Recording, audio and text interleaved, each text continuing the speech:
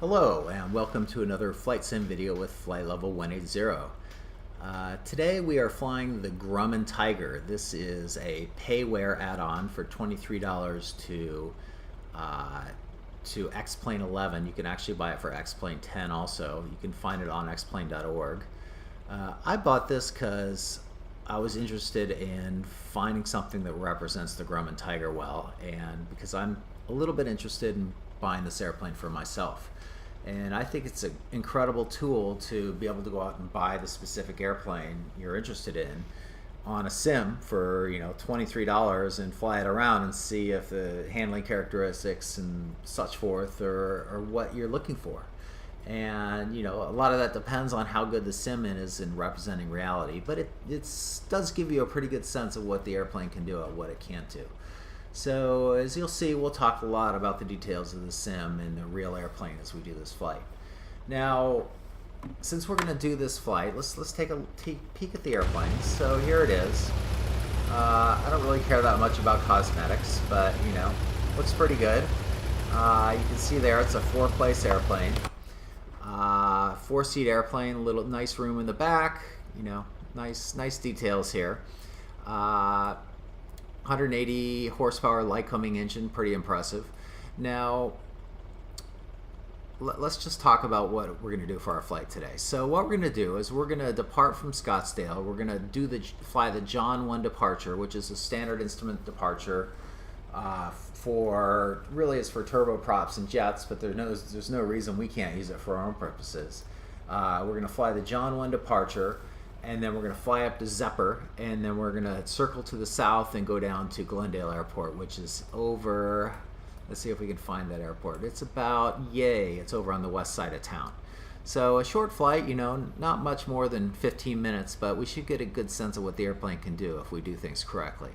So I've set up the flight plan in here, and we could actually load the procedure for, that's not what we want, we could actually load the procedure to fly the departure by choosing select departure and scrolling down the John 1, and we could use GPS to fly it, but what's the fun of that? Let's take and use the nav radios and fly it using our the radio nav aids that are available to us. So let's go ahead and pop up the chart. So this is the departure chart, and if you look here, you can see in the bottom right, see the 250 degrees?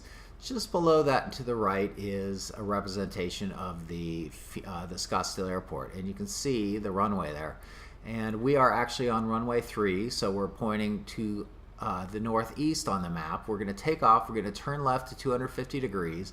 We're going to fly on a 250 degree heading until we intercept the 321 degree radial from the John 1 VOR, which is a little circle thing down at the very bottom. We're going to fly the 321 degree radial up to the John intersection, and then we're going to switch over to GPS, continue on towards ZPR, and then we're going to go ahead and fly to the south towards Glendale.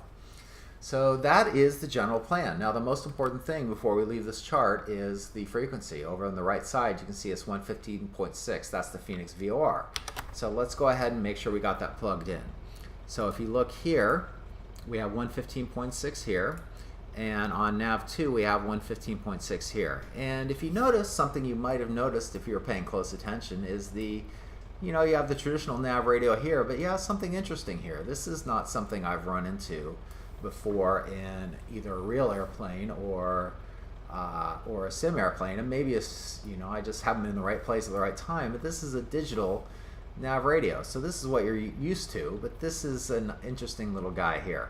So let's go ahead and use this. And I didn't like this when I first started using it, and now that I've used it a little bit more, I like it more. So let's go ahead and get that set up. So to use this, we're going to turn on the autopilot. We're going to switch to nav 2 radio, and you notice it shows we're in GPS mode. So let's click the CDI button, and that turns us into radio mode. And now you can see it's in OBS mode, which is what we want. So there's from, to, and OBS. And we want a 321 degree radial. So let's go ahead and scroll up to 321, and now we're ready to go.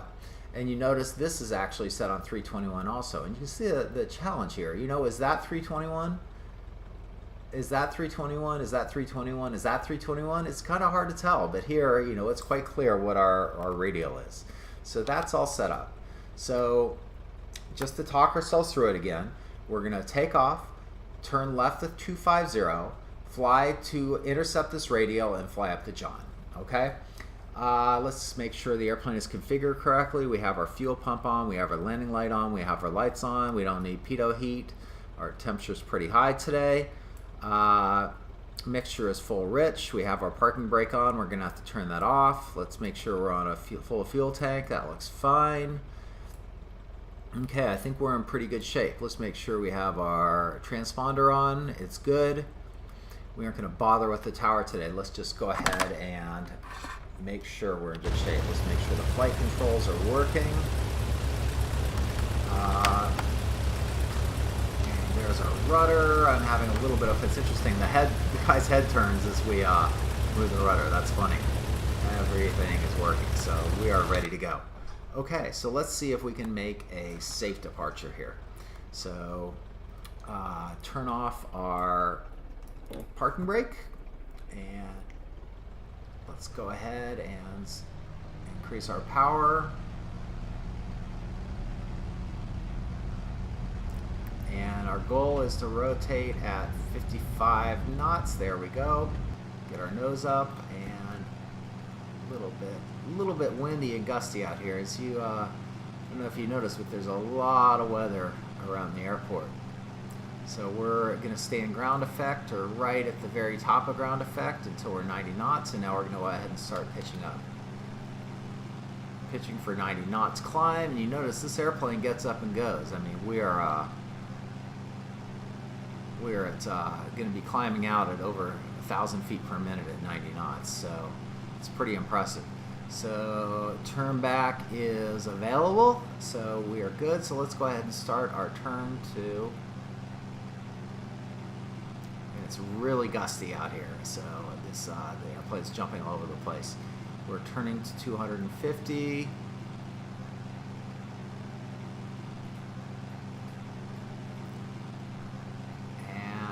There we go. And looking good. We're on 250. Let's go ahead and turn on the autopilot. So this little guy right here is the wing leveler. So you click that once, and now we're in wing leveler mode. And you can use the pitch up and pitch down button to control your airspeed. And then the second click to go to HD mode is heading mode. And that gets you set up on our 250-degree heading. So let's see how we're doing. We're a little fast, so let's get our nose up a little bit. So probably about 1,200 feet per minute for the first minute or so is what we're gonna be at.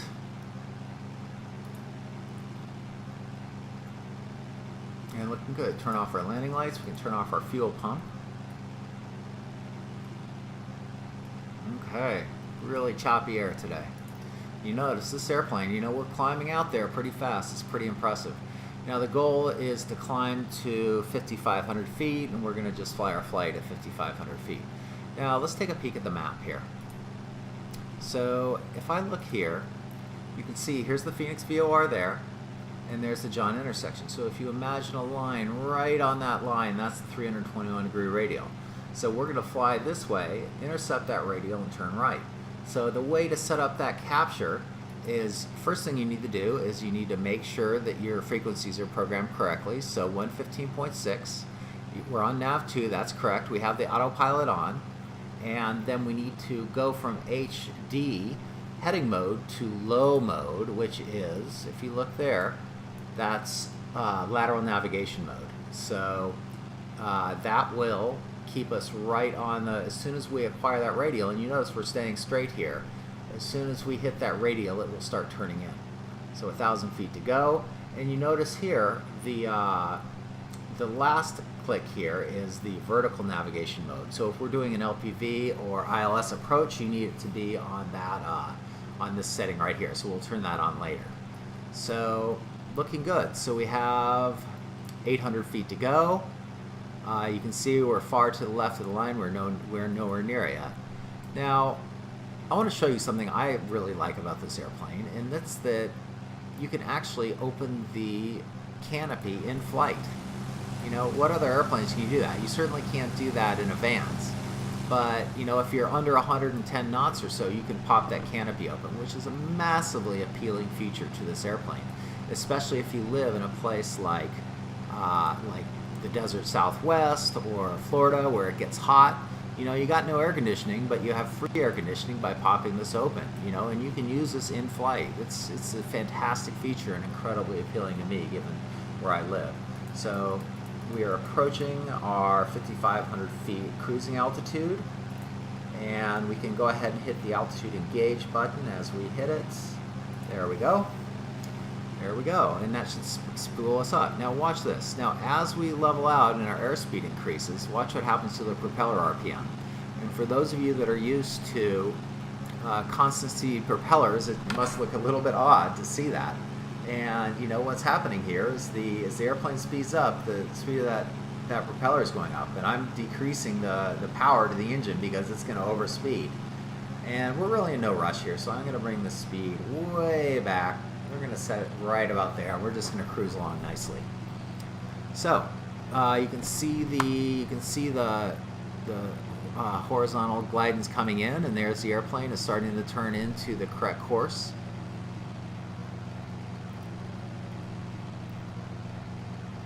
Very nice. So airplane is acquiring, so we know our radio navigation works nicely in this airplane. Now as you look there, that is Deer Valley Airport, which is the busiest general aviation airport in the United States, and I would bet it's the busiest in the world. This airport is something to see, and if you ever come to Phoenix, if you're an aviation buff, you should check it out. You can go, and there's a nice restaurant there right on the field, and there's a viewing deck where they have the radio from the towers piped in. You can listen to the give and take between the tower and the airplanes. And sometimes you'll see 20, 30, 40 GA airplanes lined up ready to go off this runway. It's amazing how much traffic there is. And the real reason for that is because there's some huge flight schools there. A lot of Chinese pilots are coming over to the U.S. now and learning how to fly, and they like coming here because, you know, this is a stormy day in Arizona. It's not very often you really have any cloud cover at all. So this is a rare day, but pretty much almost all the year you can fly here unless the winds really start kicking. So anyway, let's see how we're doing. So we are almost perfectly on our vertical course, our horizontal course. And let's see how we are. We're 12 nautical miles from John intersection. So let's bring our speed back a little bit. No reason to burn too much fuel. So let's continue our review of the airplane. So let's talk about the Grumman in general. So why would you want to buy this airplane? Well, it's not cheap. It's $70,000 for a pretty typical airplane that's in decent shape. So I'm talking about something with maybe like a Grumman 450 and a somewhat decent autopilot like this, and really not much else. I'm not talking Aspen, full glass, any of that business. I'm talking about just a decent airplane. Now, if you want to buy a junker, you can spend $45,000. You know, if you want to buy something with full glass, you're looking at, you know, 100 or slightly over. But you know, it's not a cheap airplane. So why is it this much? If you look at there's a couple other airplanes from Grumman, four-seaters that were made at the same time. There's the Traveler and the Cheetah. Traveler is, you know, 118, 120 knots. Cheetah is 130 knots.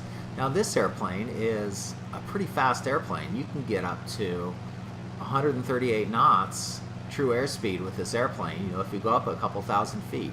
Pretty impressive. Those are some pretty impressive numbers. So if you think about what else is there that's, well, you could buy a Mooney or something like that that is a four-seater, but what are the advantages of this airplane over a Mooney you can buy at the same price? Well, first thing is it's a fixed gear airplane. So, and the second thing is it's a fixed pitch prop. Now, why are those advantages? Well, the first thing is maintenance. You know, if you have no moving parts on your propeller or your gear, you're much less likely to run into problems in terms of things breaking. Second, when it comes to the annual, there's many fewer things to investigate. You know, they don't need to spend much time on this stuff, and it really decreases the price of your annual inspection. The third thing is the insurance cost. If you're flying a non-complex airplane, and a complex airplane is defined as having either retractable gear or constant speed prop, if it has either of those, your insurance rates go way up. Well, this airplane doesn't have either of those, so the insurance is going to be lower. And I would say, on the whole, this is a pretty easy airplane to fly. It's pretty docile handling characteristics. The stall characteristics are docile. It's got great visibility. It's the only things that I find difficult about it is it's hard to deal with on the ground, and it's pretty difficult to deal with on the ground, and the landing is a little bit challenging. It's very sensitive to getting the right speeds on the approach. So, but if you can get that down, it's pretty much an easy airplane to fly. So, you know, put that all together, you've got one of the best performance certified airplanes that's flies, you know, almost 140 knots and is cheap to operate. So that's worth a lot, and that's why it's a pretty expensive airplane. Let's talk about other performance things. Range is 550 nautical miles, which is pretty impressive. Seating, it is, well, its useful load is about 950 pounds. If you think about that, you know, you put some fuel on there, it's really about 3 adults is what you're going to be able to lug in this airplane. 4 adults is probably not going to happen, unless you're pretty light or you really offload fuel. There are some known issues with this airplane. The primary one, other than there's some challenges in getting some of the parts, but the primary issue that's a known issue is the purple glue issue. And there's purple glue on the wings on some of the early 70s airplanes that causes problems. It causes delaminations and such forth. And you know, if you're looking at buying one of these airplanes, you need to make sure you address the purple glue issue, and it's not a problem. Now, one of the best things about this airplane, it's very impressive, is there's a very, very strong Grumman community. And these are great people. They're incredibly helpful. There's a Grumman mailing list you can join, which has incredible amount of information, discussion about Grummans that, you know, there's 20-something emails a day, I would bet, on average, where they talk about everything under the sun having to do with these airplanes. And if you have a question about something and you need help with something, you are going to get help from these guys. And it's very, very impressive how good that is. So props to any Grumman member that's on that, because it's a great list. So let's see how we're doing. We are 2.5 nautical miles from John. So we're going to be there in a little bit over a minute. So when we actually get there, we're going to go ahead and switch to GPS mode. As you can see, we're still in radio navigation mode on that radio. Now, let's keep talking about this sim airplane. So let's do one thing before we do it. Let's see the airplane flying by, which is so nice. Even slow, we got it cranked way down in speed, but we're down at 108 knots. So let's talk about this sim. Does this airplane represent the real airplane? And I have not flown a Tiger yet, unfortunately, but I've done a lot of studying, and there's a lot of reading material you can see on the web and see how the airplane performs. I would say this sim airplane is pretty close to the real thing. The approach speeds and the pattern speeds are pretty close to right on. There we go. We're getting up there. So as soon as we get up to 0 seconds, we're going to go ahead and hit the CDI button, and that's going to put us on GPS. So boom, there we are. Now we're on the GPS course, and we'll continue our flight. So we're flying up to Zephyr now. And if we check here, let's go ahead and take a peek. If we hit the John intersection, you know, we're right over the John intersection, so everything works perfectly. So let's continue our flight here. So I think it's pretty close in terms of performance and systems. Also, if you look at pictures of Tigers on the internet, you're going to see this looks exactly like pretty much every Tiger out there. I mean, you'll see some variations, obviously, with an old airplane. You're going to see some variations in the instrumentation and such forth. But but pretty much this is right on the money as to what the average Tiger looks like. And people take good care of these airplanes in general, so yeah, that's very nice. Cosmetics. I don't really care about the cosmetics, they're fine. I really like the engine effects on this airplane. You can actually flood the engine.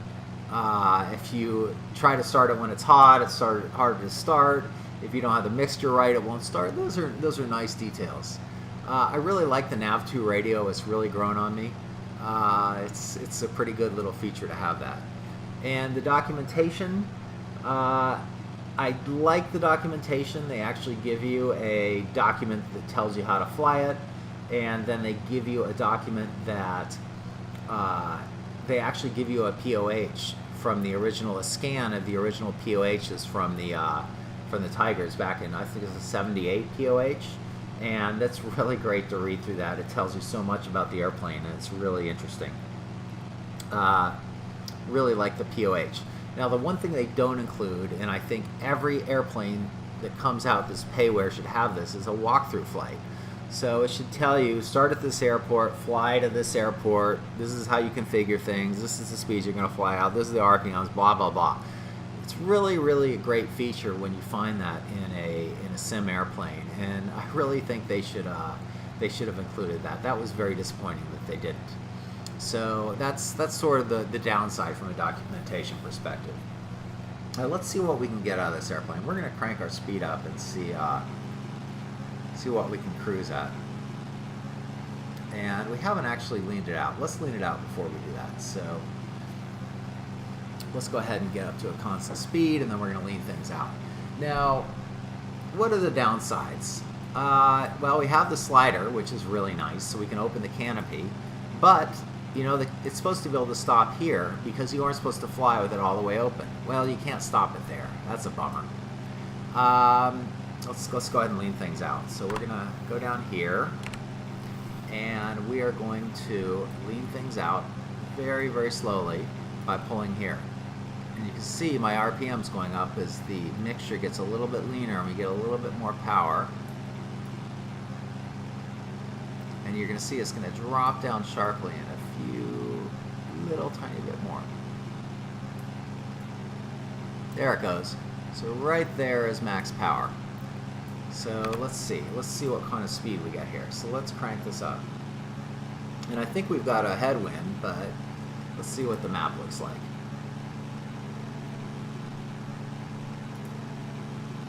And this is, and so we have a 4-knot headwind. So, you know, 132, 133 knots. Pretty impressive for a 180 knot airplane. You know, we're even getting a little bit more. And we're overspeeding the prop though, so let's bring that down. So, you know, we're 139 knots, which is over the ground, which is fantastic. So let's go ahead and start heading for the airport. That's enough flying in this direction. So let's go to KGEU. We're going to hit direct and hit activate. And let's see if the airplane tracks there. Looking good. Good job, airplane. Let's give it a little bit of rudder here.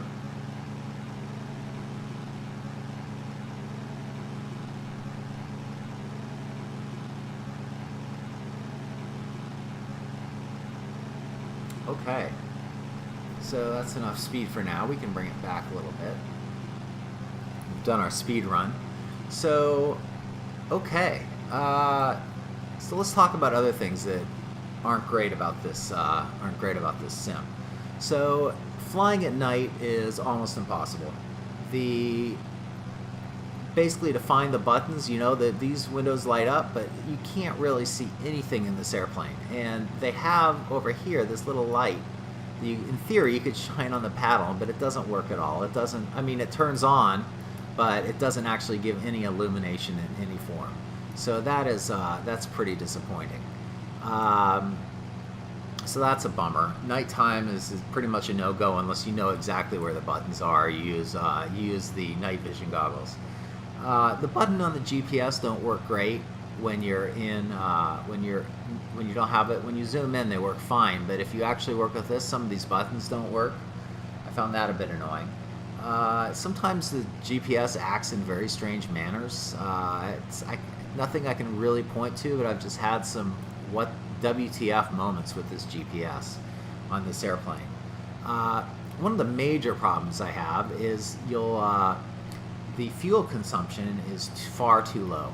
And I think the range of this airplane in this sim is about 1,200 nautical miles or something like that. It's just crazy instead of the real 550 nautical miles. So that is something that could be fixed. So vFlyteAir, maybe in a future release you could fix that. Let's go ahead and set up for our approach. So we're going to fly an LPV approach to runway 19. So let's go ahead and do that. So I'm going to hit select approach, and I can go to runway 19, and instead of vectors we're going to go to AVEN. Now AVEN is way the heck over here to the east, so we're not going to actually use that. We're going to go ahead and load that, and it's going to start flying to AVEN, but we're going to get rid of you. Actually, instead of doing that, we're just going to go direct to BAPA. Direct, enter, and there we go. Now we're flying direct to BAPA. So course is 0. What did they tell us on the course? They want 146. So let's go ahead and do that.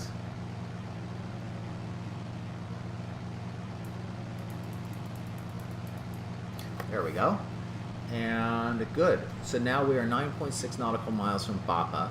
Let's look at the chart and see what altitude we have to be there. So here's the chart for the approach. There's BAPA in the top. If you look at the bottom, you can see we need to be at 4,000 feet at BAPA. So no problem. So let's figure out, there's actually a VNAV mode here. So if you go here and you click, you can actually calculate it, but that's not really necessary. We can just do it in our heads. So we need to descend 1,500 feet from 5,500 to 4,000. And at 4,000, so that's 1.5 times 3, which is 4.5. Add a little bit, so 5 nautical miles from BAPA, we're going to start our descent. Let's go ahead and find out what the ATIS is at Glendale. Glendale, mini information, Charlie. 2200 Zulu weather. Wind to 40 at 5. Visibility more than 10. Sky conditions 7,000 scattered, 10,000 broken, 18,000 broken. Temperature to 7, dew point 7. Altimeter to 987. Arriving runway 19. Departing runway 19. Advise on initial contact. You have Charlie. Okay, that's everything we need to know. We have Charlie. So we are 7 nautical miles out. Now, you'll notice here something interesting about this airplane. There's 2 little points of interest here on a rather standard instrument panel. Now, you'll notice here there's a yellow arc here. Now, this is for the original propellers that came with the Tigers and the Grummans in general. The propellers were sensitive to flying in this 1850 to 2250 range. So if you flew there for an extended period of time, you could actually damage the propeller, which I find rather odd. So you want it to fly in this green arc or below the yellow arc when you're descending or in the airport environment. So now if you look here, it says yellow arc no longer applicable because of this STC. So the owner of this airplane got a new propeller, which isn't susceptible to that issue, and the yellow arc is no longer applicable. So we can just ignore that. But anyway, I just find that very, very, very interesting. So now we're 5 nautical miles out. Let's release our altitude hold. And we are going to be at about 140 knots ground speed. So we want to descend at about 700 feet per minute. And we need to be careful that our propeller doesn't overspeed. So we need to keep an eye on that. Oh, something else I didn't show you. You can actually throw a wave file in the music directory and listen to, quote, XM radio, which is kind of funny.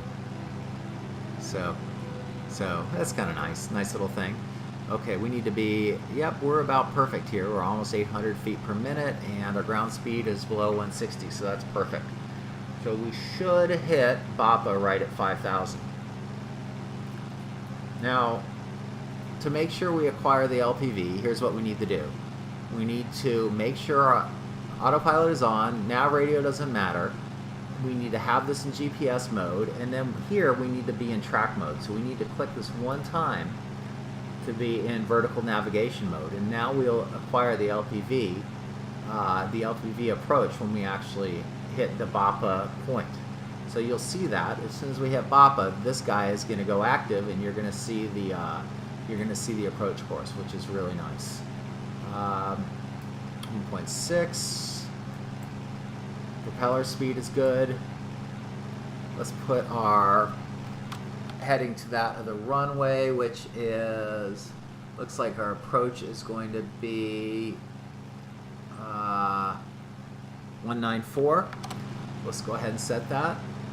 There we go.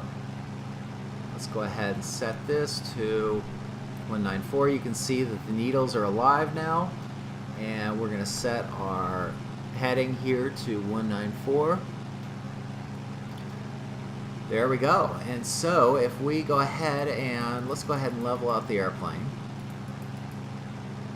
at 4,000, and we're a little bit below the glide path, so we're going to let that come down. And as soon as we hit it, we're getting onto the right path for the approach to the airport. There's the airport right there, and as soon as we hit that glide path, we are going to be able to the airplane should start descending us down right on the LPV glide path, which is great. So we are below 5,000 feet, so let's go full rich on the mixture. Now you notice here there's actually an engine analyzer. There's an engine analyzer that comes with this. This is the EDM 700 from JPI.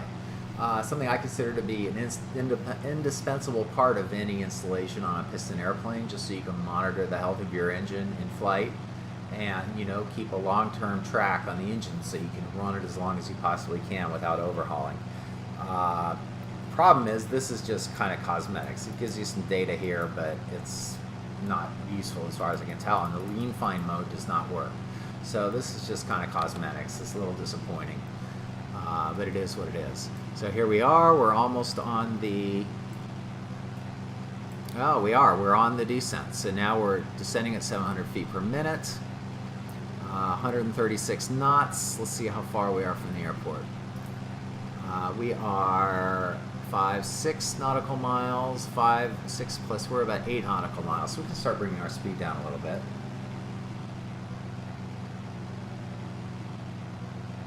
Now obviously we have fixed gear, so that's not doing anything with that. The flap extension speed, the max speed, is 105 knots.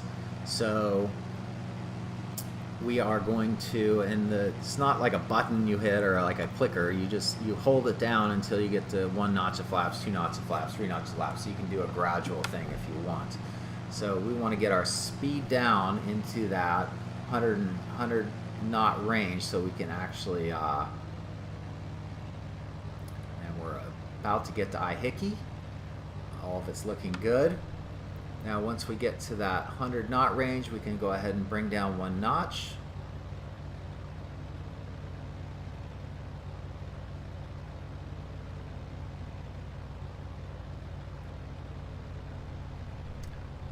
And there we go.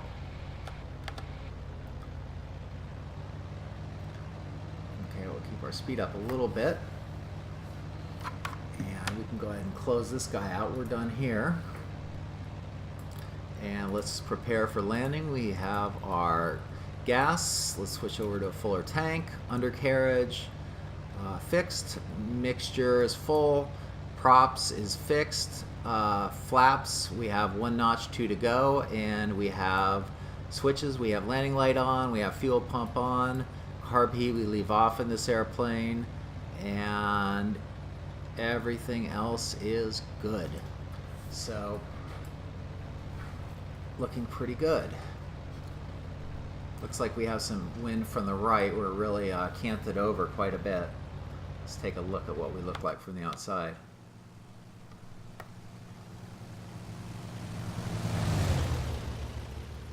Nice growl to it.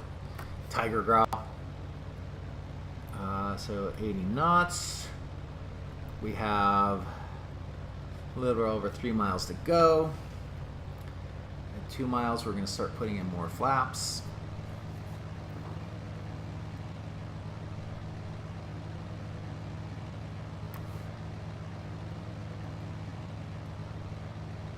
So our approach speed is about 80, and our final is about 70 knots. So we want to be basically over the threshold at 70 knots or slightly below that.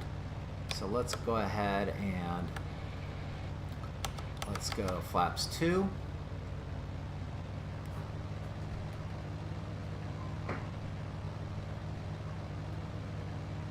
And let's go flaps 3. And we're going to start shooting for 70 knots here.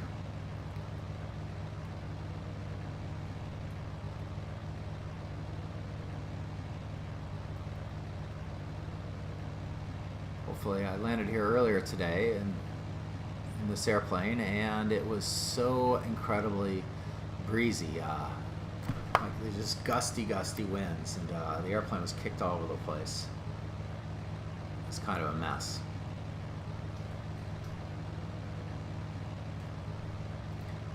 Okay.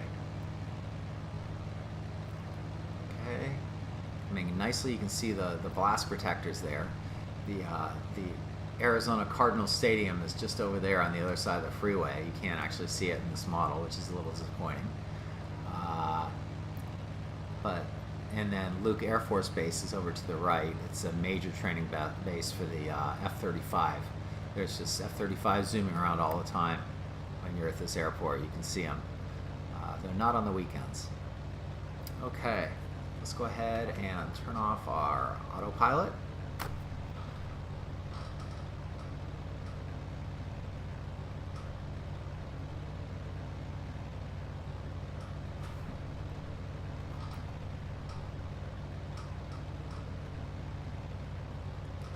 Speed is pretty good. Gear is down, flaps are down. I always worry when I'm flying a fixed gear airplane that I'm going to forget to, when I get back in a non-fixed gear airplane, that I'm going to forget to put the gear down. So I think it's a good. Okay. Let's go ahead and flare it out. Try to keep our nose up. Got to be really careful not to let your the nose gear slam down. So we're just going to go ahead and stop it here and wrap things up. So there you go. That's the Grumman Tiger. Nice little airplane. Great little model. There we are. I think I have more hair than that.